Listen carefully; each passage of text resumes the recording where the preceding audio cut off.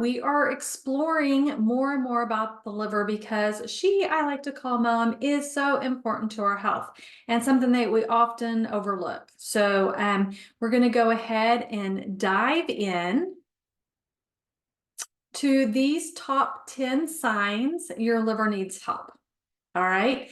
And I'd love to know where you are at here. If you're dealing with fatigue, type in fatigue. If you're dealing with gut issues, type in gut issues. If you're having a difficulty losing weight, type that in. Anything that, and you just can pick one. If you have 5 of them, I've had 5 before. I've had all of them at some point.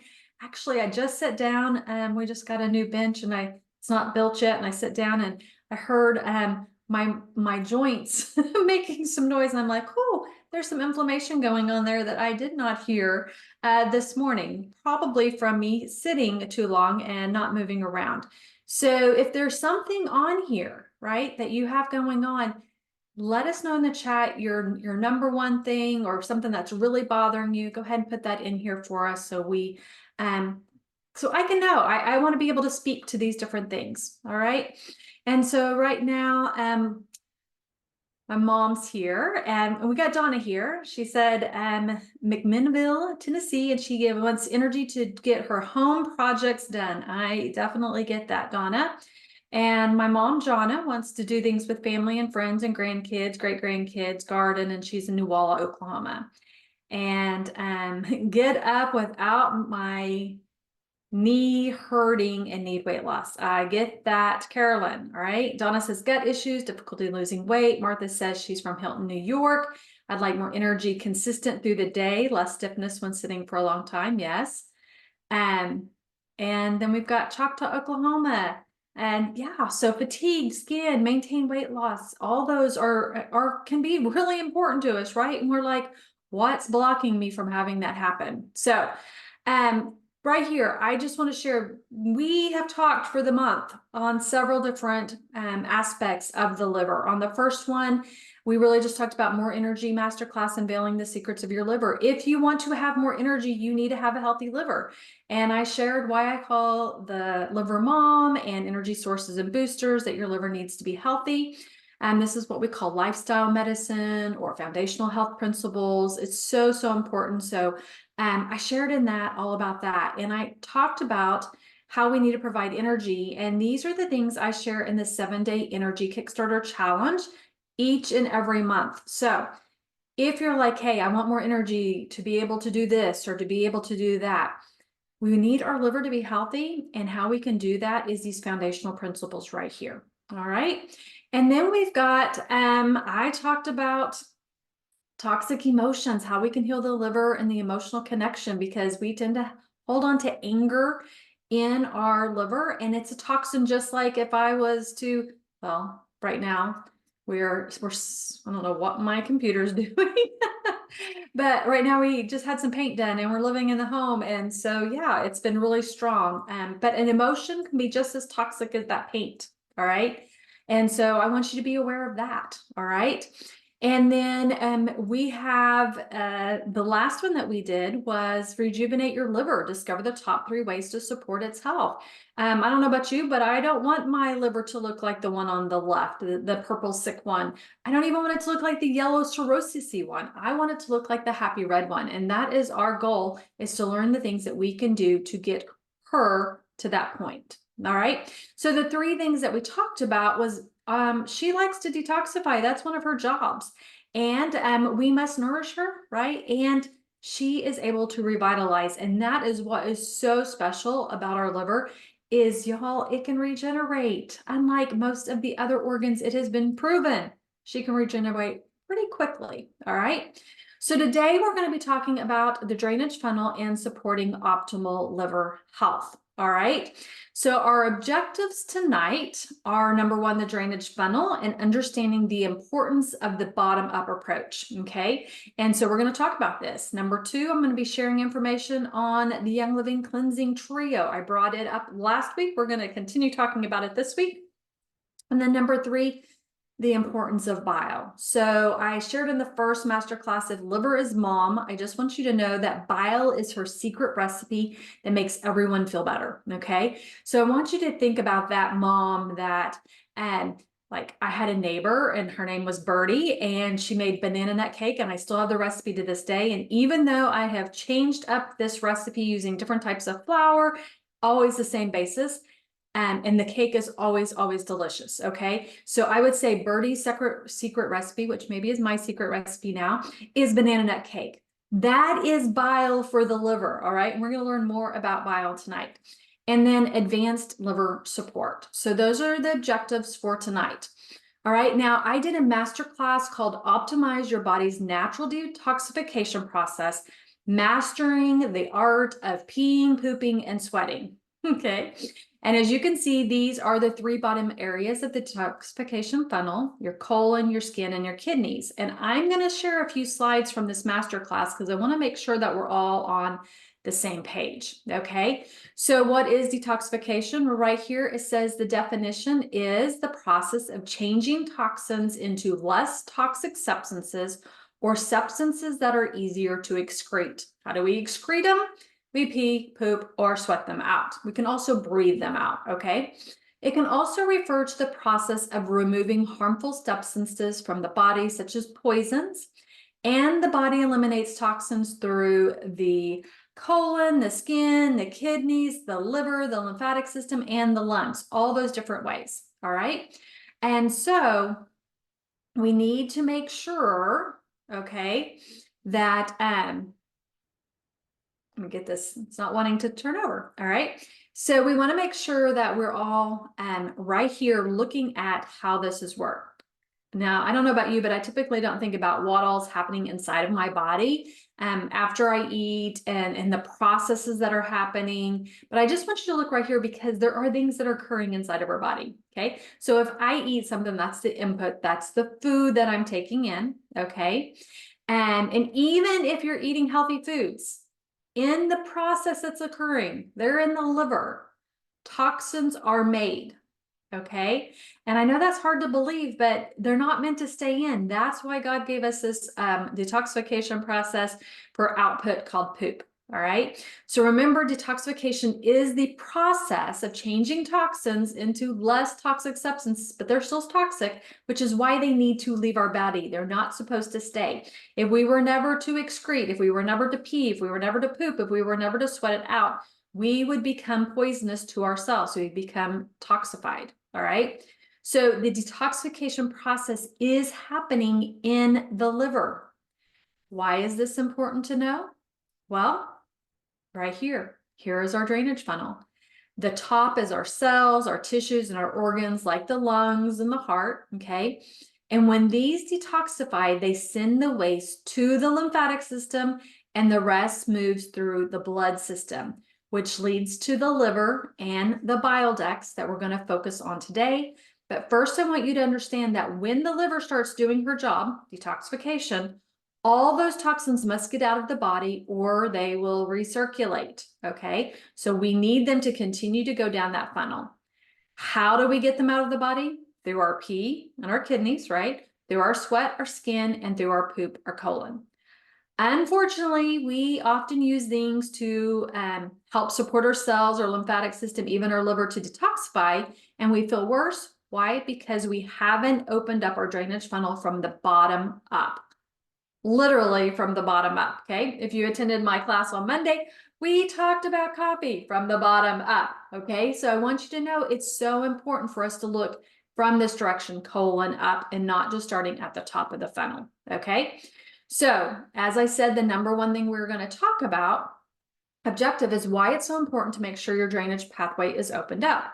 And again, why I teach from bottom up. We must open up the drainage funnel from the bottom so everything above has a place to drain, okay? If we don't start here, then we're going to have issues all the way up. If you have skin issues, start with your colon. What do? We have skin issues and we start putting stuff on the skin. The problem is it's trying to get out of the skin because it's not able to get out the other way through the colon, right? If you have kidney issues, start with the colon. If you have liver, bile duct issues, start with the colon. I hope that this is clear.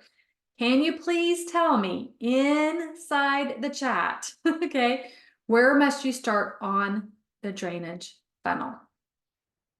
Let me know.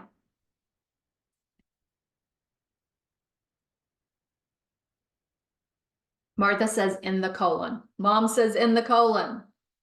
Yay. Okay, so we've got it. Bottoms up, bottom up, right? So we're going to talk about what you can do, okay? What can you do to open up your colon drainage pathway?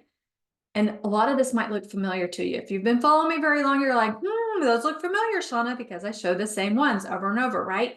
Several of these are part of our 7-day energy Kickstarter challenge. Now, I'm going to focus right now on the ones with the yellow arrow, but know that all of these are proven to support the colon in having good bowel movements, all right? So number one, slowly increase your fiber. Do you see fiber over there? Eating fiber can help you remove solid waste more effectively. But remember, you want to start slowly. Our goal is not to clog things up, but help things move more easily. And what's interesting is that when you support the colon for detoxification, it has been found that it can help the liver function at an optimal level by helping the body excrete toxins in a timely manner.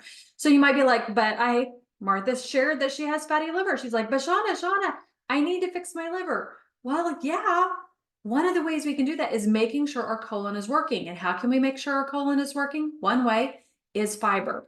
So fiber can also help with alcoholic liver injury by increasing the abundance of bacteroid acipidins in the gut, okay? So our gut plays a part in our liver health too, because if our gut is working well, then it's going to move out through our colon, which is going to leave room for our liver to do her job. This bacteria regulates bile acid metabolism. We're going to talk more about bile later, which can reduce ammonium toxicity and oxidative stress injury to the liver. Fiber can also affect the gut microbiome, which can then influence the liver and other detoxification organs. For example, one study found that the consumption of fiber was significantly associated with lower odds, listen, Martha, with lower odds of non-alcoholic fatty liver disease, NAFLD, all right? So Martha just shared in here, I am working hard to change her fatty liver, love learning from you to make important improvements. So just hearing that, Martha, one thing I'm thinking is, what does it look like? What does your fiber intake look like, right? Now, we also have to remember, like most things, too much is not a good thing. I often have women ask me, how much fiber should I get in a day? So if that is a question you were thinking, first, see what you were getting, okay? So I want you just for a couple of days, find out how much fiber you're eating, okay? Whatever you're having for breakfast, what does that look like? You can Google, or you can use something like, what's my app? My mind just went blank. MyFitnessPal. It's right there. I just used it the other day, but I couldn't remember.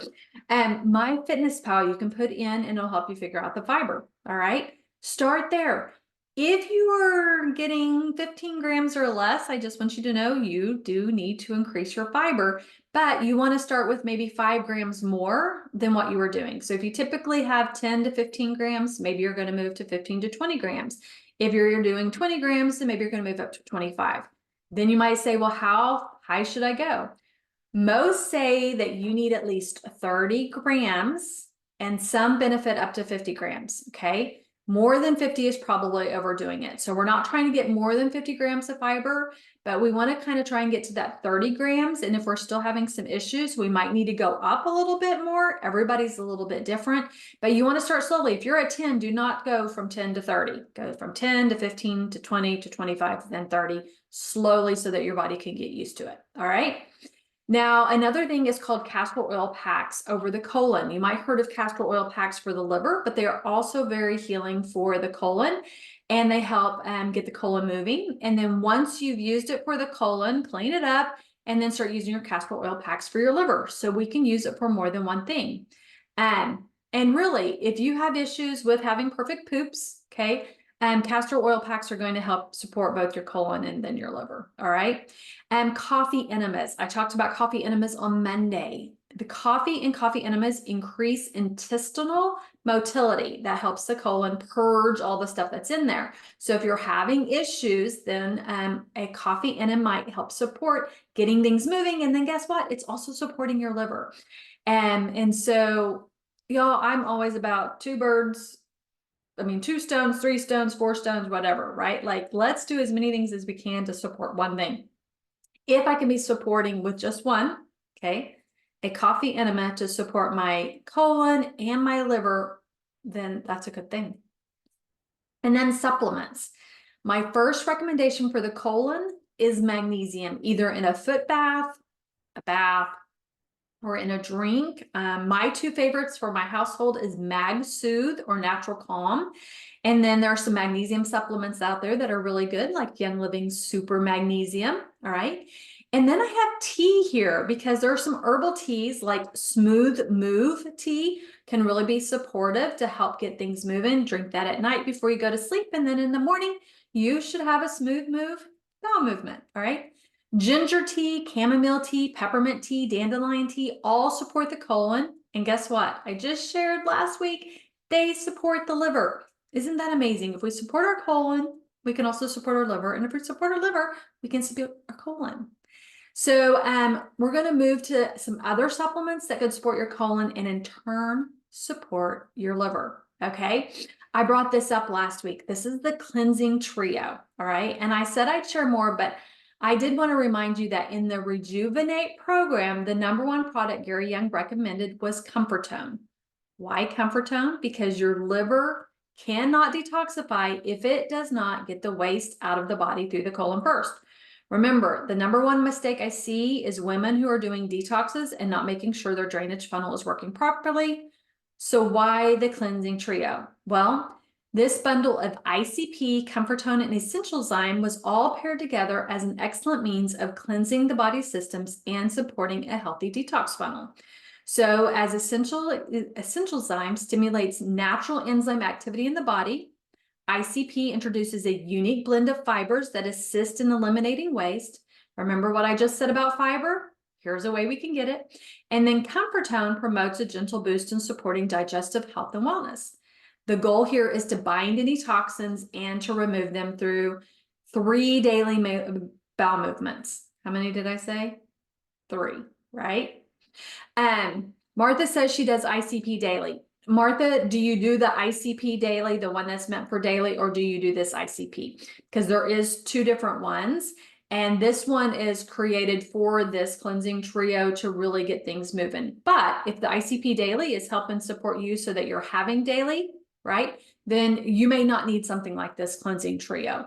But if you are not going 3 times a day, at least 2, but if you're eating 3 times a day, we really want to have 3. All right.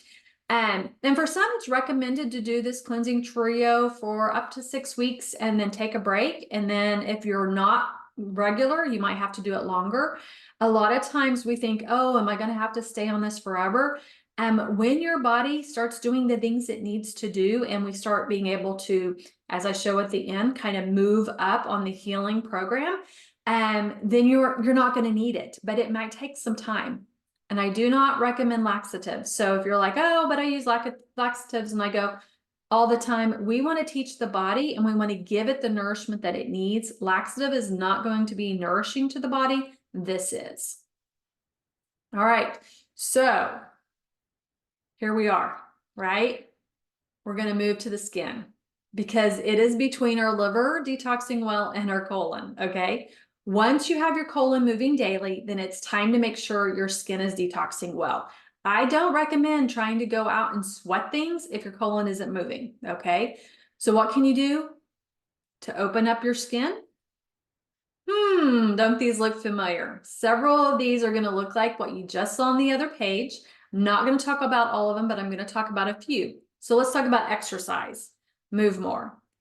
Any activity that gets you moving can help keep your colon function properly, okay? And exercise improves circulation and blood flow through your digestive tract, allowing your colon to perform at optimal levels, and increasing movement enough to sweat is going to support your skin, one of your largest drainage pathways. So let's look at this, okay? Exercise is good for everybody, but Let's say you're having issues with your colon moving. What I'm saying is I want you to move more to get the colon moving, but maybe not so much to the point that you're sweating a lot until you start getting your colon moving. Does that make sense? All right. And the reason why is if we start sweating, right? I'm going to use myself as an example. Okay. I started doing hot yoga. This would have been like 2014-ish, maybe 2015-ish, before my oldest son graduated high school. And I was really working on some things. I was killing some things. I was working hard, right? And obviously my colon was not doing a very good job because I started sweating during the hot yoga. And y'all, I seriously smelled like dog poop. And like I'm looking if there is a dog in there that pooped, and no, it's me. Okay. And so I really needed to start working out. So learn from my mistakes. All right. We want to sweat, but first we want to make sure that our body, our colon is draining the way it needs to. And we really want to be having 3 good poops a day. If you're eating 3 times a day, if you're eating twice, then at least 2. And if you're only eating once a day, then it's okay for just 1. All right. Another thing is dry saunas or infrared saunas, because they can increase blood circulation, oxygenate cells, help remove toxins from your bloodstream. Saunas can also open up your pores and keep your skin's elimination pathway running smoothly. If you find that you're unable to exercise to the point of sweating all year round, then saunas may support your detox pathways. All right. And then steam baths, the skin will start sweating out toxins over a period of 5 to 20 minutes. Which is amazing too. And then you'll see coffee enema on here again because it can help open skin drainage pathways also. All right. And we talked about this a little bit on Monday, but enemas are especially beneficial for people overcoming chronic illness like mold or Lyme or Hashimoto's, any type of autoimmune. Coffee enemas work at the tissue level where a lot of these like to hang out. All right. And then we have hydration. Now, hydration was back on colon too. I just didn't talk about it because I was waiting for here, but I want you to know if your detox pathways are moving well, then 8 glasses of water is going to be enough. But if you are sweating or things are not moving nicely, drinking at least 10 to 12 glasses of water can help your body flush out toxins and help food more easily move through the digestive tract. Okay, so how much water do you need to drink? Everybody's a little bit different. Most people need at least 8 glasses, but you may need more. Water also helps loosen the junction between cells, which opens temporary pores and makes the skin more permeable to let in things like magnesium. All right, which brings us to number 6, that magnesium sulfate bath, such as Epsom salts. Magnesium sulfate can facilitate the body's drainage channels, so not only will it help your colon move, but also helps your skin too. And then I have dry skin brushing on here because it's an ancient technique that may help the body release toxins through sweat by opening pores and increasing blood circulation. The coarse bristles of the brush stimulate pores, making it easier for sweat to move out of the body. All right. So all of these things are wonderful ways to help support your skin to be able to do its job, which is sweat. But we first want to make sure the colon's moving, and then we start getting the skin sweating and moving too. Now we're going to move to the kidneys. The kidneys are an awesome filtering system, and this then makes urine, right? It sends it to the bladder and out the urethra as pee. If you don't have optimal kidney function, this can cause infections. It can cause issues with sleep, not only just waking you up to go have to pee, but just having kidney issues in itself has been linked to insomnia. It can affect your weight, which can cause obesity, swelling, and more. So we want to make sure those kidneys are working. So you might be asking, how do I get my kidneys to be working? Well, don't a lot of these look familiar, right? Again, I think most of us know that we have to stay hydrated if we want to be able to pee, right? So this is going to be the most essential, making sure you're getting enough water.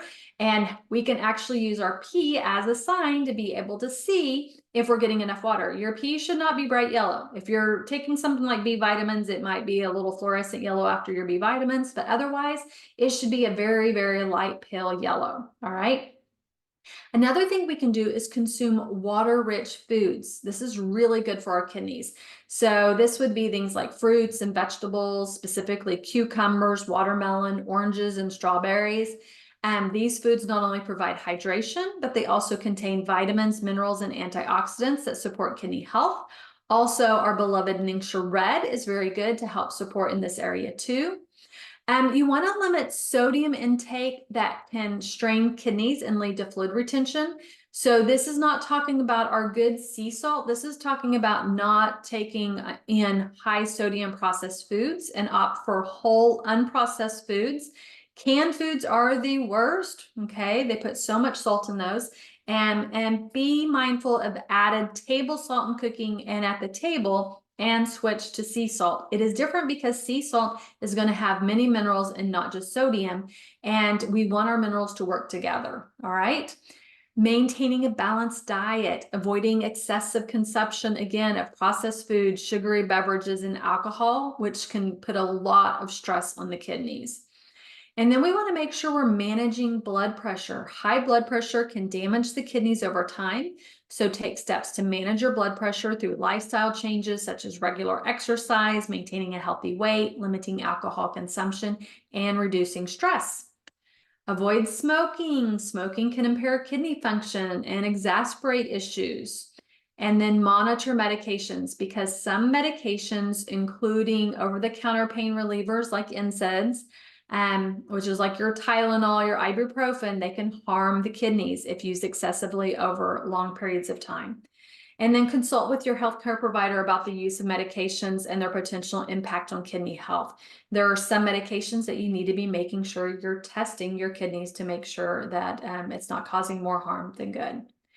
And then last but not least on here is get enough sleep, because melatonin is a neurohormone that is mainly secreted in the brain by the pineal gland, but it coordinates the work of the superior biological clock and affects many processes in the human body, which includes the kidneys. So we often think of melatonin as a sleep hormone, but it has actually been found to help with kidney disease because it works as an antioxidant, a free radical scavenger, and a cytoprotective agent to the kidneys. So if you want to protect your kidneys, you want to make sure you're getting enough sleep. And remember that your body makes melatonin. Okay, I'm not saying that you need a melatonin supplement to support the kidneys. I'm talking about the melatonin that your body makes. All right. And then this leads us to where we're at tonight, specifically tonight, which leads to the liver and bile ducts. Okay. So when your colon, when your skin and your kidneys are doing their job, you'll be peeing, you'll be pooping, you'll be sweating well. And y'all, these are all natural ways your body detoxifies. Now you're ready to do more liver and bile work, which leads us back to what we've been talking about in all these liver master classes. But we're going to dive into bile a little bit more so that you know what to look for and how to make sure your bile ducts, which are drainage pathways, are working optimally. All right. So right here, where's my picture? There should be a nice picture here. I'm not sure where the picture disappeared to, but we're going to see if we can find it. Some of them are wanting to disappear from. This happens sometimes, so we're going to see if it'll pop back up for me. Because I want y'all to be able to see it. Okay, let's see.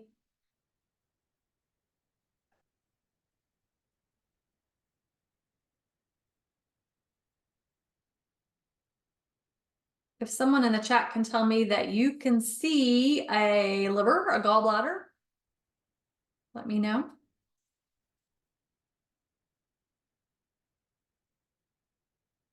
Thank you, Mom. Thank you. Good. Okay, so your liver, who I call Mom, okay, my own personal mom right here, continually produces bile. Again, think of it as a secret sauce to all that Mom does. And this is a chemical that helps turn fats into energy. Did I hear or see a couple people saying, oh, I'd like to manage my weight. I'd like to lose some weight. Well, what you're really wanting to do is you're wanting to lose fat, right? Because you don't really want to lose muscle mass, and you don't really want to like lose all the organs that are inside of your body, right? We're not like just wanting to take things out. We're actually wanting to lose fat, okay? If your energy is low, So a couple of y'all talked about fatigue, right? If your energy is low, it could be that mom, that liver, is too tired to make bile. Have any of you ever been too tired to do something that you really like and that you're known for? Like, I'm going to just bring up again my banana nut cake, right? There's times that, I'm just too tired to go make the cake, right? Even though I know everybody's going to be happy, I can make that cake and everybody's going to be happy, right? And that's how your liver is. It's like, I know I need to make bile. I know that's my secret sauce. I need to make a lot of it, but I'm tired. And not enough bile not being made, okay, makes it really hard for fats to be broken down. All right, you're not going to be able to break down the fats, and then this leaves us tired. Okay. Other signs are the need for more and more sugar. Any sugaraholics here, or is it just me? Right? If your body's craving sugar, wanting more and more sugar for energy, it's because you're a sugar burner and not a fat burner. If you want to burn more fat, you want to make sure you have enough bile. Now, the liver is what produces this bile, and it's a yellow, brownish, or olive green fluid that helps the body digest fats. And the liver cells secrete about 27 to 34 fluid ounces of bile each day. That's a lot. That's how much it should do. And then it moves it into small canals that lead to the common bile duct. So I have a picture here because I want you to see that your liver right here is making this bile, and it's coming through these little green little ducts into this common hepatic duct and then down into this common bile duct. And then we're going to talk about Mr. Gallbladder here in just a second. All right. When it's making this bile, okay, it's like I'm making it all the time, but I want to save some of it in case the body has a lot of fat, has some fried chicken, and it needs to bring a little bit more bile out to break down that fried chicken. So it will go here into the bile duct, and it just sits and it waits until your body says, oh, look at that. I just had a really fatty meal, fried chicken, and now I need to send some more out. All right. And if you don't have a gallbladder, which it looks like Tony's saying no gallbladder here. If you don't have a gallbladder, it just continues on through the common bile duct. Okay. So it doesn't change the fact that your body's making bile. Now, some of us may not be making enough bile, but it has nothing to do with the gallbladder. The gallbladder is just a holding tank for bile. All right. So if you don't have it, it's just coming through here and it's just skipping this holding, and it's still going to come through. All right. But remember that bile is necessary to digest food. So when the body needs bile to digest food, if you have a gallbladder, it contracts and it pushes the bile through the cystic duct and into the common bile duct. There's a sphincter of Oddi, then relaxes, allowing the bile to enter the duodenum or upper part of the small intestine. So I'm going to stop here for just a second, because often I see the duodenum or duodenum, however you want to say it, show up as a stressor on the Zyto Insight scan. And if yours is stressed, it could be that you don't produce enough bile. You don't have a sufficient amount. So I've given you like several different ways and reasons we can kind of like have that light bulb moment. Maybe my body's not making enough bile. Okay. So over on the left, I have what bile is made up of. It's made up of cholesterol, bile salts, phospholipids, conjugated bilirubin, electrolytes, and water. So we're going to look at those a little bit closer.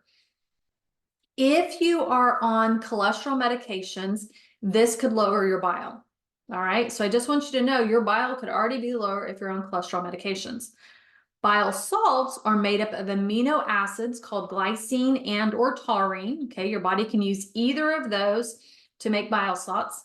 So here's the thing. If you're not getting adequate protein, then you may not have the amino acids, the building blocks to make bile salts. So if your liver is unable to break down the protein into the amino acids, this is when supplementing with something like glycine and or taurine may be needed. And then phospholipids are made in the liver tissue. Again, if your liver is sluggish, it may not be able to do all of its jobs. Remember, it has to decide. Let's see, I only have time to wash the dishes and clean the floors, but I don't have time to make the beds. Okay. Liver saying the same thing. She's like, I can do these things, but I cannot go over there and make those phospholipids. So you're going to be short-changed some phospholipids, which is going to affect your body's ability to make more bile. Okay. And then we have conjugated bilirubin, which happens during phase 2 detoxification, which I talked about a couple master classes ago. So if the liver isn't doing its detoxification job because, she's too busy going, hey, are you going to nourish me? Then you may not have enough conjugated bilirubin to make bile. Then we have electrolytes. This is our sodium, our potassium, our calcium, our chloride, and our bicarbonate. If these are not balanced, then again, the liver will have a hard time making bile. And last but not least is water, okay? If we are not staying hydrated, then our body will not have water the liver requires to make bile, all right? So I hope you can see that all of these are important parts, and we have to do our part, right? I have to drink my water. I need to make sure I'm getting my electrolytes. I need to make sure that my liver is getting rest so that she can make these conjugated bilirubin, all the different parts, right? And here's the thing. Bile helps break down fat into fatty acids, which the digestive tract can then absorb. Bile also helps the body eliminate worn out red blood cells and certain toxins to be released through bowel movements. When something interferes with good bile flow, a variety of problems may occur. All right, so let's talk about some of those problems. If you have poor bile flow, it may lead to digestive issues. And I want y'all to go ahead and look at these. And if you have any of these issues, go ahead. You can put 1 down, 2 down, 3 down, or you can say what it is, however you want to do it. But let us know. Could you possibly have a poor bile flow going on? Do you have digestive issues? I know that I saw Donna say earlier something about digestive issues, right? Including poor nutrient absorption or overgrowth of bad gut bacteria, gut inflammation, leaky gut syndrome, okay? Leaky gut syndrome happens when we have damage to the gut lining, or if we have undigested food particles and toxins are crossing the bloodstream through holes in your intestinal barrier. Leaky gut syndrome may result in digestive problems, autoimmune conditions such as lupus, Hashimoto's, thyroiditis, and rheumatoid arthritis, okay? So to better understand the importance of good bile flow, we're going to look at the 4 major functions of the bile, all right? Here they are. Just like the liver, right? She has her jobs. The bile has its jobs. Number 1 is the fatty acid metabolism. In their unaltered form, fat has little use in your body, okay? Fats must be emulsified and broken down to be absorbed and used for energy, all right? We don't want fat just for the purpose of fat. We want it to be used for energy. If we don't have enough bile, it's not going to break it down, which then is going to lead us with unbroken down fats. That's just going to kind of collect in our adipose tissue. And it could then lead to digestive issues such as chronic diarrhea and irritable bowel syndrome, all right? Again, this is why bile is incredibly important to emulsify these fats so they can be transported. And I want you to hear me.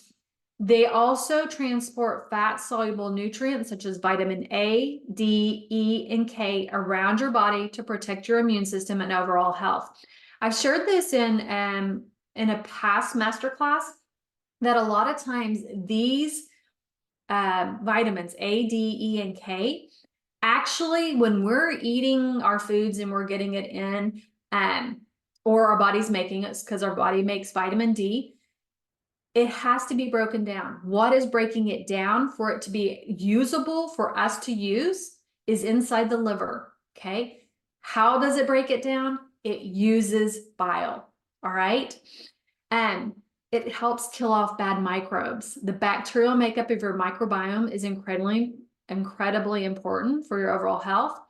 And too much bad bacteria and gut flora imbalance may increase your risk of inflammation, heart disease, diabetes, neurological conditions, cancer, mental health issues, and other health problems. Bile helps to regulate and balance your microbiome by killing off dangerous pathogens such as bad bacteria. And then the third thing it does is excretion of waste products, okay? So what makes your poop look like poop is bile, all right? It also helps you get rid of toxins through your urine, your sweat, and your breath. And while water-soluble toxins mainly get released through your urine, fat-soluble toxins leave your body through your bowel movements, okay? So if you're not pooping, you're not going to get rid of those fat soluble toxins. And then what does those toxins have to do? They have to go get in some adipose tissue because they're protecting your body, because if you have too many toxins, you will die. Okay. In your blood. Let me explain. In your blood. Okay. If your body cannot release waste regularly through the bowels, it can lead to bacterial overgrowth, inflammation, weight gain, digestive troubles, and consequent health problems. And then number 4, bile helps with blood sugar metabolism. Keeping your blood sugar stable at a healthy level is absolutely essential for maintaining your energy levels, your brain performance, and your emotional stability. So poor metabolism of fats may lead to blood sugar problems and consequent health issues.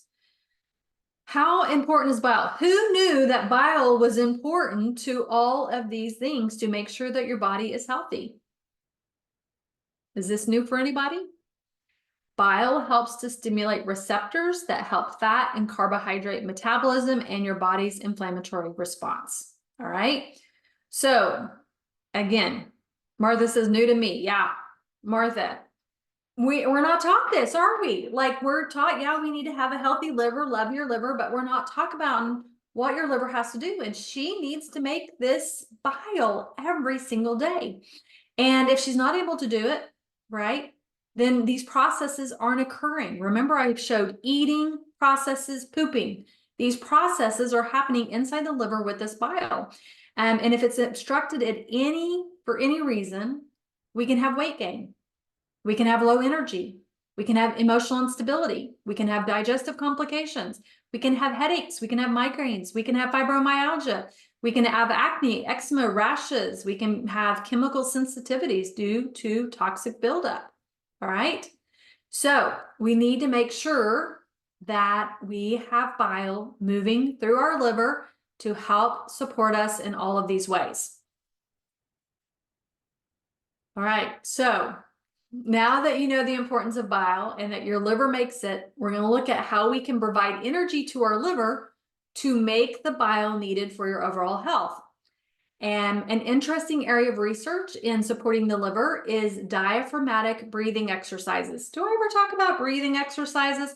Right over there, we have oxygen. How can we increase oxygen? Breath work. All right. The liver, I want y'all to listen to this. The liver is positioned just below the diaphragm, and many people have shallow breathing. If you are just breathing here in your chest, okay, this can affect your liver. During deep diaphragmatic breathing, the diaphragm pushes down. Remember how our belly should come out as we breathe in, pushes down and massages the liver, stimulating bile production. This is also why doing breath work right before we eat is a good thing, because we want to get that bile moving, right? Especially if it's a little stagnant. So that way, when we eat, right, and it's going to have to go through our liver, remember all the things it has to do, goes through our liver. Mom gets to do everything, goes through. Okay, now we need that bile moving to help break down the fats, help break down the proteins, help break down everything. Diaphragmatic breathing is said to help activate the liver and its detoxification pathways. So when stressed, the breath is shallow, which keeps stress-producing toxins inside the liver. The relaxation response via deep breathing has been studied with positive results. So if you're like, what is one thing that I can do to help my liver increase bile flow? Well, number 1 right there, breath work. Okay. Here's another one, intermittent fasting. Remember when I said bile is continuously produced in the liver and then stored in the gallbladder when not eating? Intermittent fasting can be a good way to increase the bile flow that is concentrated in the gallbladder, okay? So if you have something fatty to eat, right, and it's having to break that down, it's come out of the gallbladder, we got to fill the gallbladder back up. You're like, okay, Bashana, I don't have a gallbladder, okay? The bile will continue to drop into your digestive system, and you'll want to make sure that you don't overdo fatty foods, especially fried foods, because you're not going to have that extra bile stored to emulsify it. So you want to make sure that you're not eating too many fats at one time. All right. You want to spread that out through your meals. The next one is reduce stress. Okay. Emotional stress is detrimental for health as it creates a cascade of the fight or flight hormones such as cortisol, nitric oxide, and adrenaline. This puts a huge burden on the organs of the body, but especially the liver, as it's responsible for the removal of excess toxins and hormones that are created from that emotional stress. So when it comes to the liver, it's the bile that keeps the energy moving and releasing waste products into where? The poop, okay? Nitric oxide and cortisol get trapped inside the liver if there's no way for it to flow out with adequate bile. So that stress creates hormones. Those hormones go through the blood system and through our liver. And our liver says, oh my gosh, these are too much. I don't need this much hormones right now. So I need to have more bile to break down those hormones to get them out and through my poop. I don't have enough bile because I'm stressed all the time. So I'm not able to get rid of all those hormones. And so they just keep building up. And we call that the hormonal roller coaster, right? So lowering stress and increasing bile production helps improve the body's ability to detoxify and balance our hormones. Increasing bile production also optimizes the absorption of fat-soluble vitamins, remember, in the small intestine. So let's talk about exercise for just a minute, like walking and how it helps support healthy bile. Studies have demonstrated that exercise plays an important role in regulating bile. Number one, it helps regulate bile acid metabolism by lowering triglycerides, okay? So if our triglycerides are lower, then we need less bile to break down because we have less triglycerides. It also helps the liver converts substrates into bile acids. So remember, we need these bile acids to make the bile. Walking helps do that. It also helps reduce the risk of gallstones. We don't want gallstones. Helps with fat distribution, liver and gallbladder disease. Okay, so walking has been found to do all those things. It also helps increase the liver secretion of bile because when the body moves, the circulation is moving through the liver, increases bile flow, and you're going to have more bile to take care of all these issues. All right, and then let's go ahead and talk about circadian rhythm, including sleep. Guess what is regulated by circadian rhythms? You got it, your bile. When your circadian clock is misaligned, that's your core clock genes, if they're suppressed, like sleep disruption, this causes what we're now calling metabolic syndrome, okay? And studies show that when the liver clock rhythms are disrupted, it causes an elevation in free fatty acids and dramatically alters bile acid metabolism and contributes to what's called dyslipidemia, which is high levels of cholesterol, triglycerides, or low levels of high-density lipoprotein cholesterol. So we need our sleep. We need it to be during that good time so our liver can do its job. And then also melatonin, which is directed by the amount of light you get starting in the morning and moving towards sunset, protects cells in the liver from free radicals, and then this helps prevent gallstones. That was a report. So remember I said melatonin helps support the kidneys that we need for that colon, skin, kidneys, but it also helps the liver be able to take care of the free radicals and prevent gallstones, which again, we don't want. So let's talk about gallstones for just a minute, because you might be like, well, what causes gallstones? All right. And this right here is, I like Dr. Jockers. I like to follow a lot of his stuff. So this is his causes of gallstones. Sorry, it looks a little fuzzy there, but whenever I saw this, I thought this is perfect because he talks about things like blood sugar imbalances.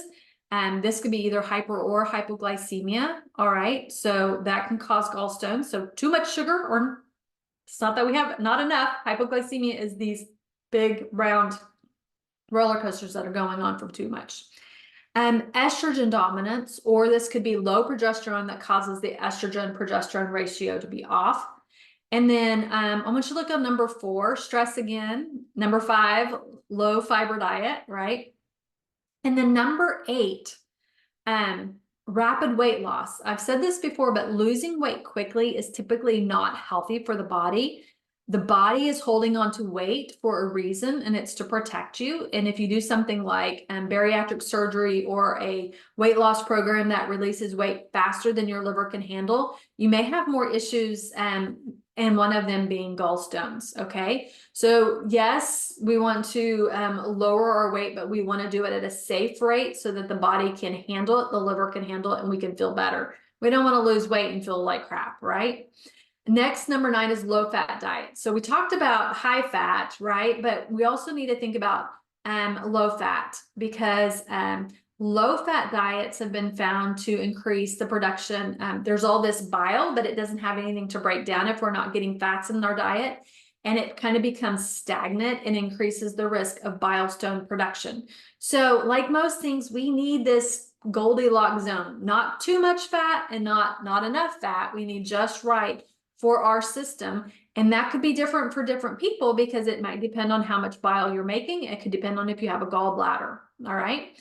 And then number 10, remember, cholesterol lowering meds increase the amount of cholesterol being bound into the bile, making it more sluggish and a greater risk for forming stones. So what can you do?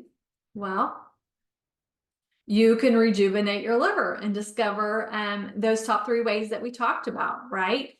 So ask yourself, am I giving her what she needs to detoxify? Am I giving her what she needs to be nourished? And am I giving her sleep time to revitalize? And so we're going to look at that sleep, right? Am I getting sleep between 11 p.m. and 5 a.m. so that fat burning can occur and my liver can regenerate? You have to answer that question for yourself. And I'd love for you to answer that question in the chat for me. All right. So here we are. Once you've started taking the steps to get your drainage funnel working, then advanced liver support is next. Okay. This could be using more advanced liver supplements like Young Living's Juvatone that I talked about in one of the other master classes. Or Cellcore has a product that me and my daughter have used and really like, called Advanced TUDCA. And then we can move into liver flushes to rid the liver and gallbladder of gallstones. Yes, you can have gallstones in your liver. You don't have to have a gallbladder. Parasites, maybe even parasite cleanses or full moon cleanses to really support your liver and remove the toxins and pathogens that may be causing your liver to be sluggish. What I want you to understand is that none of these replace the foundational practices I teach in the 7-Day Energy Kickstarter Challenge or opening up the drainage funnel. Those things must come first, okay? Take it from me. If you want to feel better, you want to make sure that you follow the road from the bottom up and not try to skip to advanced, okay? You're more likely, as I said, to feel worse instead of better, and it can cause more harm than good. And I also recommend working with a holistic health practitioner that can help you with a roadmap that works to help you get where you want to go. So I know this has been a lot of information today and previous ones, and you might be asking yourself, where do I start? Okay. Every month I host an opportunity to do just that. Start where you are in the 7-Day Energy Kickstarter Challenge. Your body needs energy to do what it's required to do. Your liver needs these energy resources for it to detoxify and to regenerate. These are the basics, okay? We don't get to skip foundational 101 training, right? And sleep, okay? If sleep is an issue, you may want to spend 14 days doing the Rest and Renew Reset Challenge that we're actually going to start on Monday, okay, to start some new sleep habits. And then you might be ready to begin an energy and drainage protocol like the Cleansing Trio, or a protocol that's right for you. And then you're ready to move to an advanced liver support and have support from a practitioner to help you do that, so that you can have a happy liver like we see here in this picture, what I like to call mom. All right. So just know that we want to take this in a route to go forward, right? And so even though I have the 7-Day Energy Kickstarter Challenge each month, that doesn't mean that's all we have, right? There's other things that we need to do. So starting on Monday, all right, we're going to have the 7-Day Energy Kickstarter Challenge like I do every month. We're going to work on those energy challenges. If you're like, you know what, that's not enough for me, Shauna, because I really need to work on my sleep, then you may want to choose to do 14 days, okay? And I'm going to be sharing in the next 14 days, starting on Monday. I'll be sharing some things tomorrow and through the weekend too, but Starting on Monday, what we're going to do is I'm going to be sharing different things to help with sleep and why we need that sleep. All right. And again, this is always your choice. Maybe you're just going to work on breath work and you're like, hey, before every meal, I am going to work on diaphragmatic breathing so that I can increase my bile, and that's going to help support my liver. Maybe it's I'm going to walk. Okay. I want you to be thinking about all these different things that I've shared, what's come up for you, because where you are right now doesn't have to be where you stop or where you stay. And maybe you're doing everything that you need to do and you just need to continue, and you just need a little tracker to just remind you, whatever works best for you. All right. So Martha says sleep down, right? And then Donna says, what is a full moon's cleanse? Well, Donna, I'm gonna go ahead and stop my share here. A full moon cleanse is whenever we have a full moon, that's when parasites really like to get active. So it's a good time to do a parasite cleanse during the full moon. Can you do a parasite cleanse another time? Yes. The full moon cleanse is where you do certain things before the full moon, and then during the full moon, you're going to do specific things during that cleanse. So hope that answers your question. And I highly recommend that you work with somebody as you're doing that to make sure that you have those other things that we talked about cleared out. We want to make sure the colon's doing what it needs to do, that the skin and the kidneys are doing what they are, that you've already started supporting the liver. You want to make sure you're supporting the liver before you start trying to kill any critters that are inside the liver, and make sure that they're able to get out where they need to go. All right. So we are right at the 9 o'clock time period. So I'm going to go ahead and stop the recording. But if anybody wants to stay on and ask any questions, I'm going to open that up.